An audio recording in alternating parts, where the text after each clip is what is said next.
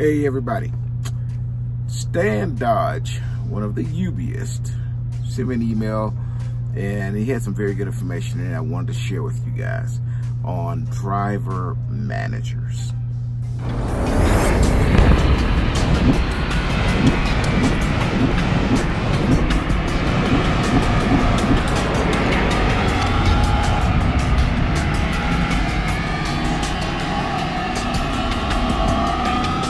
UBiest of the tubiest, the best YouTube subscribers on the planet. That's you. And I'm 50 plus. So Stan Dodge is one of the UBiest, and he was a co-worker at co-driver, whatever you want to call it, at Swift. And I did miss Stan because he would comment on our lives and a lot of our videos, and I noticed I hadn't seen him in a while, and he hadn't participated in any lives, and come to find out he left Swift back in September. And he did send me an email, and the email was kind of explaining a little bit about what went on with the reason he had to leave. And the thing is, his story isn't unique. This happens a lot, and it's not just with Swift. Okay, the fact is, sometimes you have a problem with your driver leaders. And he had a problem with his driver leader, and the fact is, a driver leader can make you or break you. If they know what they're doing, they know how to manage people. They know how to you know, get the job done. You're gonna make a lot of money with them. You know, and you know, with my driver leader when I was at Swift, you know, I actually went to Swift, and I was going to go to the Flatbed division, and while I was on my mentor's truck, I watched how he interacted with his driver leader and how responsive she was. And you know, she did something that was I took it as a you know, this is going to be a deal here. He called her on the weekend and she was off. She answered the phone, and not only she answered the phone, she handled what he needed done at home on her home computer. And she was off. She didn't even have to answer his call. And that did it for me. She only did drive-in. She didn't do flatbed. And she was at Salt Lake City terminal. That's where she's out of. I would have to be out of Salt Lake. I live in Houston, Texas. No problem. I'm gonna go out of Salt Lake because I wanted that driver leader, because she was extremely attentive, and it was the right move. The entire time I was at Swift, Claire did just a fantastic job, man. She's just a wonderful person. She really is. She does a fantastic job, and she cares. She cares about you. She wants you to get home when you need to get home. She wants to try to keep you moving. You know, she handles it, and that's a big thing. So,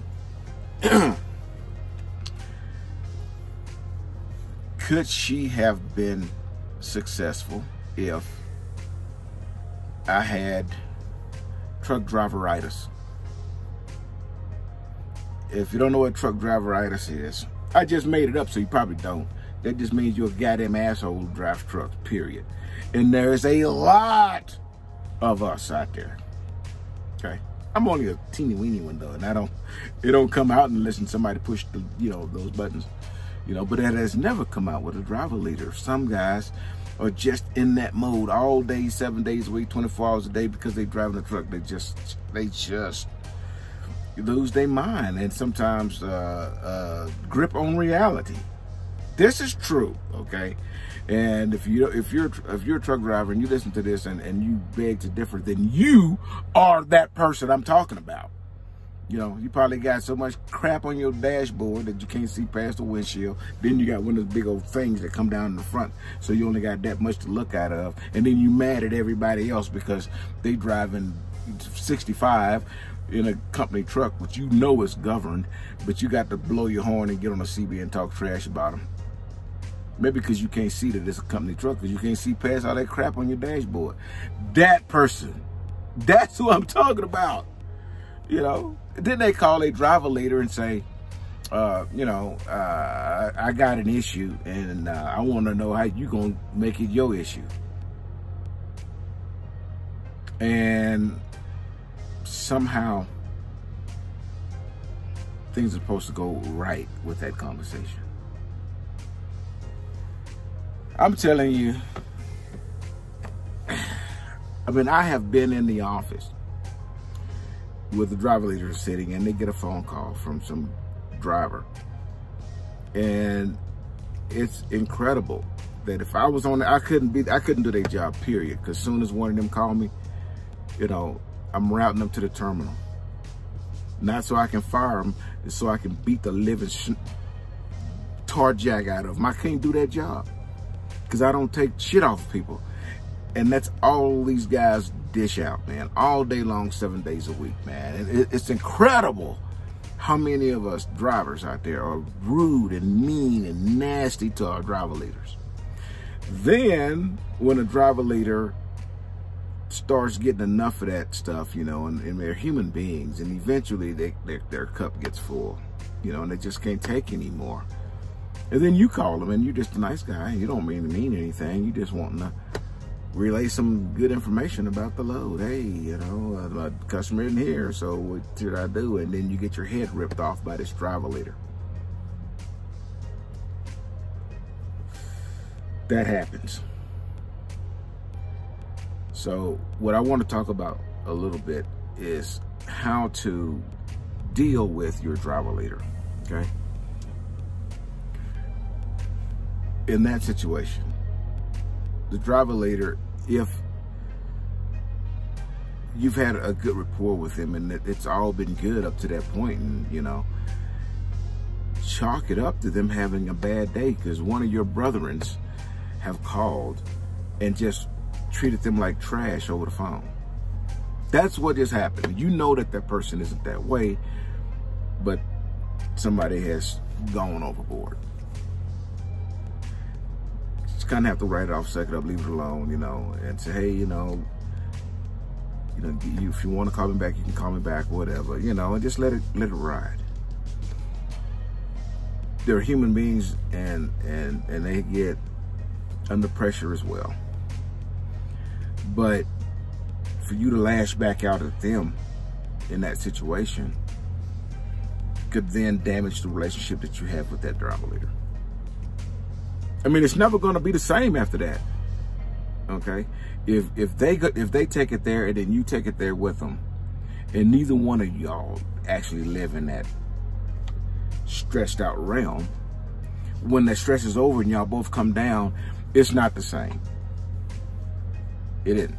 So expect for it to not be good from that point forward.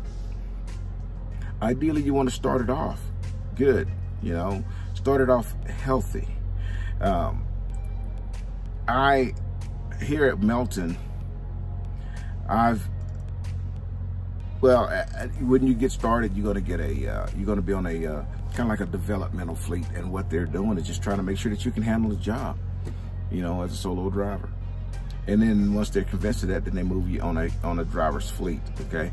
And that fleet has a driver leader, and that driver leader reached out to me. She said in a message on the Qualcomm that, you know, hello, welcome to our fleet, and when you're not done driving, give me a call, and so we can introduce ourselves. And I said, cool, even though I didn't type in as I'm driving, right? I'm thinking, all right. So I never called, never emailed, never texted, never did anything, and a couple of months went by. And the interaction was, you know, a little bit of text, a little bit of messaging on the Qualcomm, but that's it. I mean, it's really faint. We never spoke to her, and she kept me moving. Never had an issue. Fantastic. When I finally got to the terminal to get this truck worked on, that's when I finally met my driver leader, and I talked to her for the first time in person. And we've had a few conversations since then, but the relationship is good.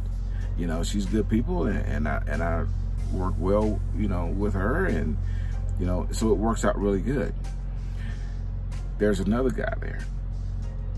Here's the driver leader, and this is going to be another point for you guys, okay? I'm not just rambling. I need you guys to follow me. There's another guy there, and this guy is a million miler.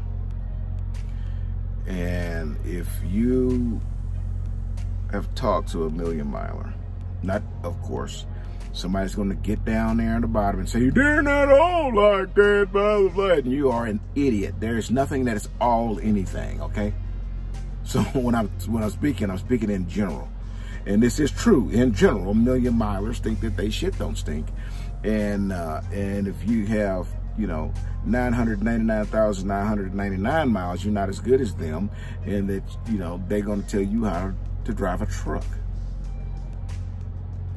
That doesn't work really well if you're a driver manager, because the guy that's driving that truck in the situation that he's in is not looking for you to tell them how to drive the truck, you know, and you know, when to get up, when to do things. I mean, that's not what a driver is supposed to do. If you can't get up and manage yourself, then you probably shouldn't be doing this job. The driver manager's job is to make sure that you stay, you know, the loads stay on you, and the technicals of the freight is handled. All right. Well, and there's a guy there that micromanages, and he micromanages as a million miler. And everybody that I've talked to that has him, they're not happy with him. So how do you deal with them? Next time you go to the yard, go in, you sit down with them, you talk to them and say, hey, listen, you know, I don't want to blast all the teeth out of your mouth, so don't ever talk to me like that again. Don't say that. Don't talk like that. Say, you know, hey, you know, our conversation seems to be a lot of tension involved. I don't know if our chemistry is just don't work. You know, maybe, you know, I should be on another fleet, or, you know, maybe we can work on this work relationship, you know. And depending on what his response is, you decide, you'll know whether or not you're going to be able to make it on that fleet or not, okay? Some people can take abrasiveness and some people cannot, okay? But the thing is, it needs to be handled, because if it doesn't, eventually you'll get on the same situation that Stan had with his driver leader and trying to communicate with him, and the communication wasn't there, and eventually it can kind of get a little abrasive, and then the driver leader will, you know, basically start ignoring you, and then your freight goes down, and you have anybody on that in the office to look out for you and get you moving. You know, they'll have you sitting forever because you don't have a load on you. Just so you know, your driver leader job is to keep a line of communication open between you, the company, and the customer. The driver leader does not book freight. A driver leader is not a planner. A driver leader don't do those things, okay? That's not their job. So don't get angry with your driver leader when there's no freight. Don't get angry with your driver leader if you wind up in an area with low freight. Don't get angry with your driver leader if the loads that you're receiving aren't loads you like. They are not planners. Going off on them is not going to help you. Okay? I know it seems kind of rambly, but I'm going to let you guys know exactly what happens when you get out here and the relationship that you need to have with your driver leader and how to handle it. And the reason why I'm saying all these other things is because I need you guys to see the other side, okay? Why they're acting and why are they behaving this way? I mean, if every time you talk to somebody and they was dragging their fingers on a chalkboard, every time you spoke with them, eventually you're not gonna want to speak to them again.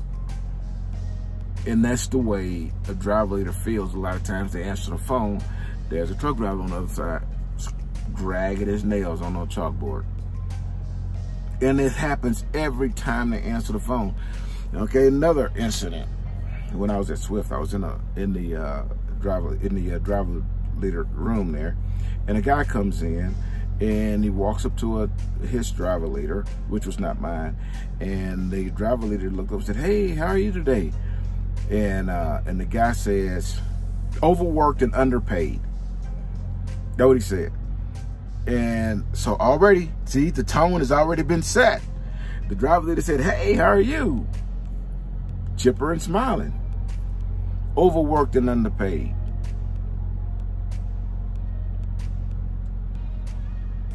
So then, the driver leader says, "Well, what can I do for you?" And no, he says, "What's your truck number?" And he put a guy's truck up. He says, "What can I do for you?" And he says, "You can get me out of Washington." Mind you, we are standing in Salt Lake City, Utah. And so obviously he had a load that took him to Washington. He wanted him to get him a backhaul, basically. So you see how he's going about it. I mean, it's just perfect, right? And he says something on the line of, "I ain't going up there to get stuck," or something really, really nasty. I mean, the guy was talking real rough. So I walked up to him and I said, "Sounds like you're not happy." Guy said, no, he didn't say anything. He looked at me, and at the time I had a Swift shirt on, but it was a button-up shirt, and so I looked like I was, management or something. And I said, "Are you a lease operator, or are you you're owner operator here, or you a company employee?" She said, "I'm a company employee." I said, "Well, since you're not happy, why don't you just turn in your truck, clean it out, and we can take this as your resignation." And he kind of did that. The guy could have been 6'1", 6'2", and shrunk down to look like 5 foot. I said, "Come on, let's go outside in the hallway and talk." So we went outside, right in the hallway, and I said, "Dude, you need to go back in there and apologize to that guy and handle that properly. Start over." And so he said, "Okay." And he walked back in, and then he says, "Hello, I'm truck number so-and-so and so-and-so." And then the driver leader says, it clicked. Like, okay, we starting over. And he clicked, and the driver leader says, what can I do for you?" And he says, "I have a load right now that's going to Washington, and I saw on the board that that's low freight. I wondered if I could get get another load, put on me that'll bring me out, so that I'm sure not to get stuck in Washington." And the driver leader says, "Let me get with the planners right now for you." And he did something, and he says, "Well, here's a load right here that's going from out of there over to someplace else." And the guy says, "Great, can I have that one?" He says, "Sure, let me put it on you." And he put it on him, and the guy was happy. He said, "Thank you," turned around, walked out. He could have done it in the first place. All reasons why I'm saying it's in a way we are approaching these people, driver leaders, because they are people. They're human beings. They deserve to be talked to the same way you want to be talked to yourself. Unless you want to be talked to like trash, then you need to talk to them like a human being. Not saying that Stan didn't talk right to these people. I'm saying, and he doesn't come across as somebody who would talk like that. So what I'm thinking happened is nobody stopped this guy from being an asshole driver to the driver leader standing in front of him. And so that conversation continued. And then when he finally left, the phone ring, the driver leader picks it up, stands on the other line. Okay? See the scenario there? Okay. So dealing with your driver leader is first off, you need to have a good rapport with him. You need to always be chipper and happy to talk to him when you talk to him. You know, always be positive no matter how crappy they talk. Always, you know, hey, you know, how's your day going? You know, hey, I got a quick, simple one for you. Or can we, you know, what can we do? But, you know, just stay really upbeat and stay positive when you talk to them. No matter how crappy they talk to you, stay like that, okay? Then, if they continue to be abrasive, ask for a load through the terminal. So and then don't let them know you want to see them. You talk to them. You just say, you know, I need to get to the terminal, or, you know, whatever. But get there. Then when you get there, go talk to them. But the whole time, keep that upbeat and cheerful demeanor about yourself. Then when you go talk to them, say, hey, you know, I don't think this is working. You know, it's kind of stressful, you know, and then see what their response is. If you have to go up the ladder, every conversation you've had with that driver leader has been recorded. And it's recorded him being an asshole and you being super approachable. You follow what I'm saying? So, yeah, not to go on any longer with this. If we treat each other like human beings, no matter where we're at, we're going to be all right with it. Okay? But this industry is plagued with ridiculousness in a lot of ways, and the communication between a driver and a driver leader, a DM, is crucial. If it doesn't work, you need to get out from under that relationship. It's just like a bad marriage. If it doesn't work, you need to get away from it. But you do everything you can to make sure it's a positive venture. Okay? If you have any questions specific about, you know, how a driver leader should treat you, how you should treat a driver leader, put it down below. And I